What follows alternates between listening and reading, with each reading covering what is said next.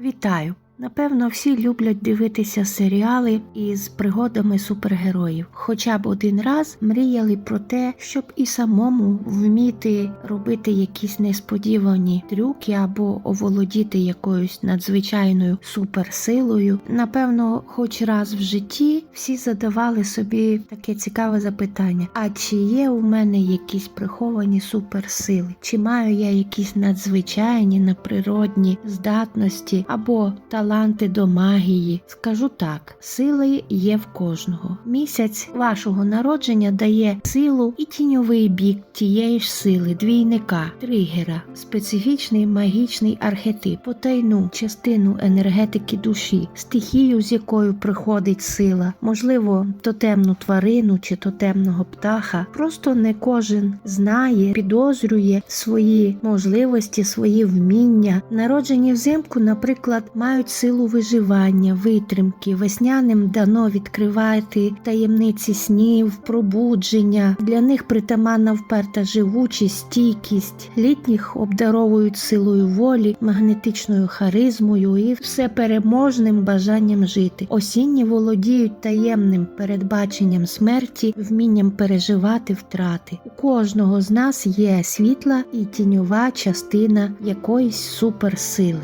Якщо ви довідаєтесь цю таємницю, розкриєте в собі суперсилу, то і зрозумієте, як же нею навчитись володіти. Народженим у січні дана сила заморожувати. Заморожувати біль, втрати, якісь неприємності, але не тому, що у них немає почуттів, емоцій, а тому, що вміють власноручно консолідуватися, збираючи всі сили в одну точку для рішення однієї проблеми. Вмикають холодну логіку і розум, навіть якщо навколо все руйнується і небо сідає на землю. Якщо січневі люди з чимось чи кимось прощаються, то вони спалюють всі мости і більше не повертаються. Вони дуже недовірливі, підозрілі, і січневу людину-фортецю просто неможливо взяти ні штурмом, ні обманом, ні красивими словами-обіцянками, але в цьому і криється небезпека, темна сторона сили. Для січневих людей вони ризикують просто заморозити себе, своє власне серце, не тільки для інших, але і для себе самих, для власного життя і радощів. Тоді у таку фортецю, заморожену, льодяну, вже ніхто не зможе увійти. Їхній темний дар – бачити брехню і слабкощі інших людей. В магії вони мають здібності до тлумачення снів, до передбачень по кришталевій кулі або темній поверхні замерзлої води, гаданню по каменях. У них добре виходять ритуали з водою, з сіллю. Також їм підвласно робити передбачення по чорних відьмацьких та шаманських дзеркалах. Їхній камінь-поводир для амулета сили – то білий кварц, оправлений у срібло, який слід носити у вигляді або персня, або підвіса. Тотемна тварина, точніше птах, чорний ворон, рослина морозник. У січневих є прихований мольфарський талант, бо їм підвладна стихія повітря, тому вони можуть насилати буревії і навпаки стишувати негоду. І порадою для січневих може бути пересторога, аби вони не закривалися. Життя надто прекрасне і коротке, щоб лишатись у ньому самітником. Проявляйте хоч трошки більше довіри людям. Народжені у лютому живуть у стані постійної перезборки, внутрішньої трансформації. У них є дар переродження, як у того міфічного птаха Фенікса, який відроджується з попелу.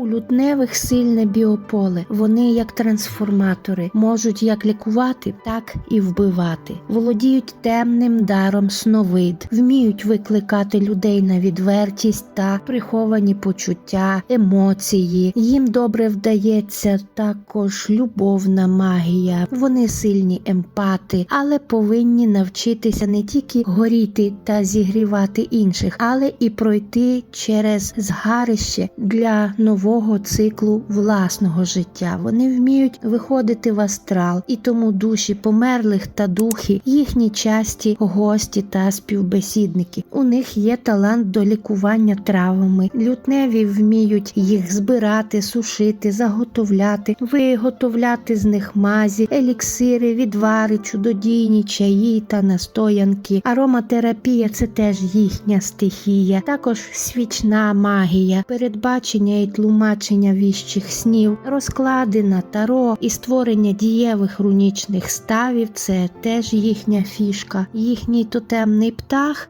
звичайно, міфічний фенікс, а також сова. Камінь-поводир для амулету сили – аметист або адуляр, місячний камінь, оправлені в срібло. А ще вирощуйте в саду троянди, бо троянда – це ваша рослина. Це теж додасть вам енергії. Часто і в ритуалах можна використовувати саме троянди. Шукайте підтримку у стихії повітря та води. Вмійте прощати та відпускати. Ваше щастя завжди знайде дорогу назад. Народжені у березні дуже чутливі до місячних циклів, тому в ритуальній магії їм найкраще задіювати стихію води та місячну енергію, енергію дощу, грому, блискавки. Їм підвладна також дзеркальна магія і віщі сни, робота з підсвідомістю. Народжені в березні вміють передбачати події ще до того, як вони відбулись. Передбачення – це їхній темний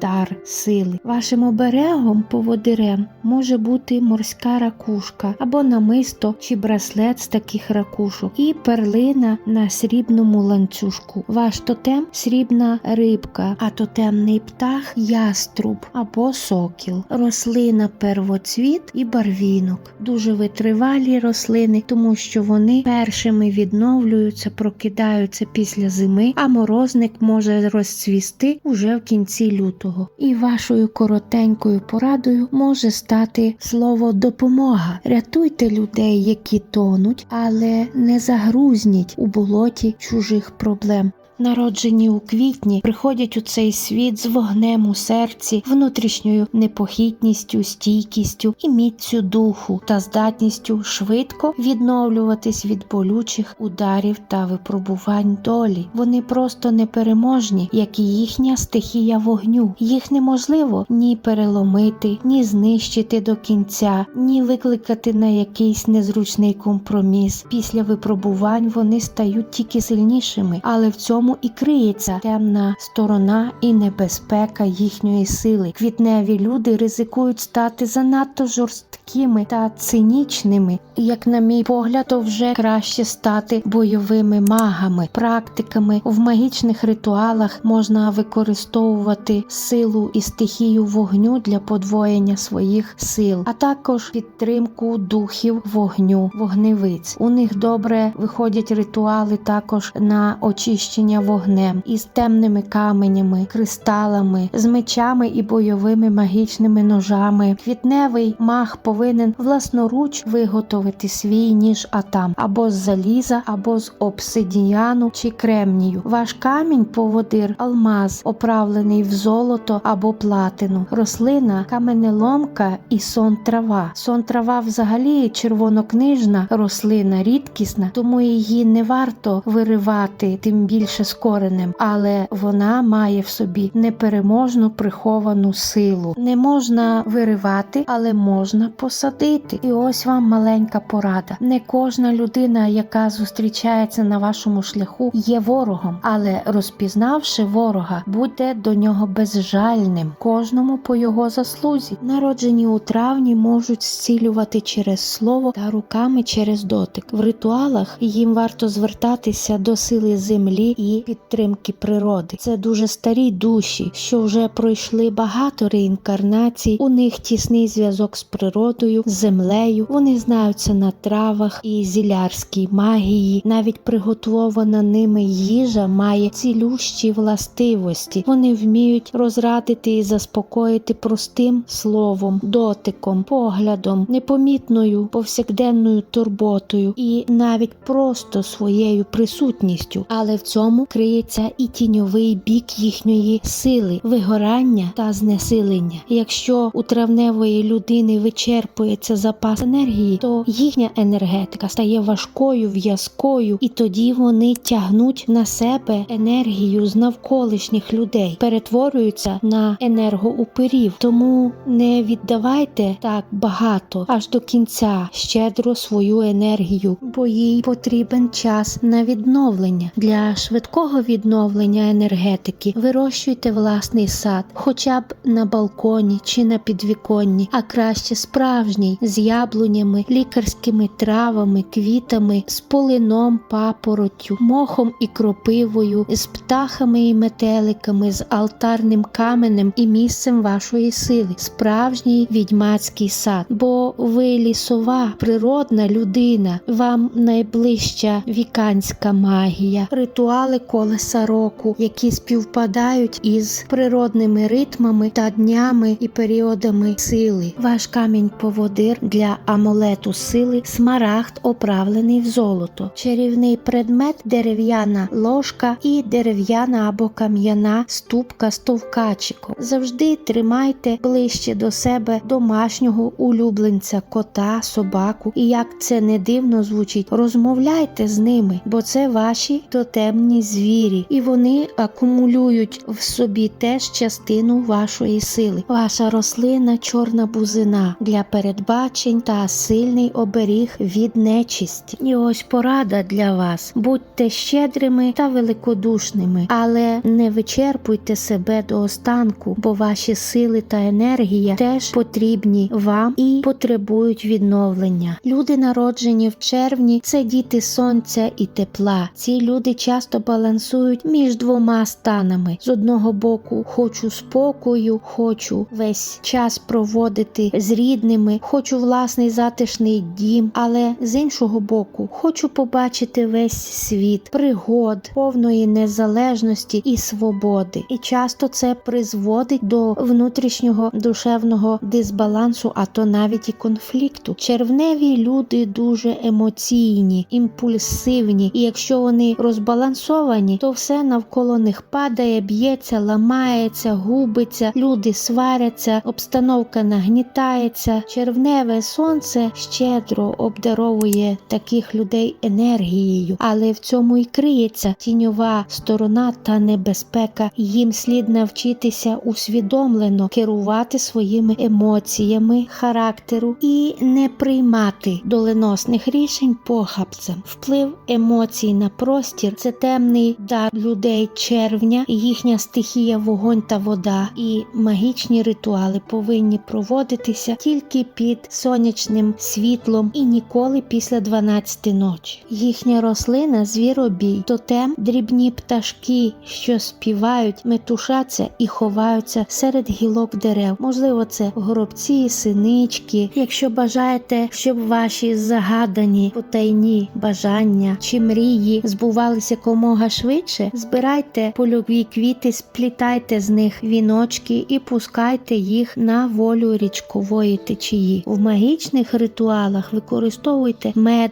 та свічки з натурального воску. І порада для вас. Сяйте, але пам'ятайте, що ви все ж таки не сонце і не в змозі обігріти весь світ. Вбирайте позитивну енергетику з природи, з навколишнього світу, з вогню, з води, з повітря. Наповнюйте світлом сонця.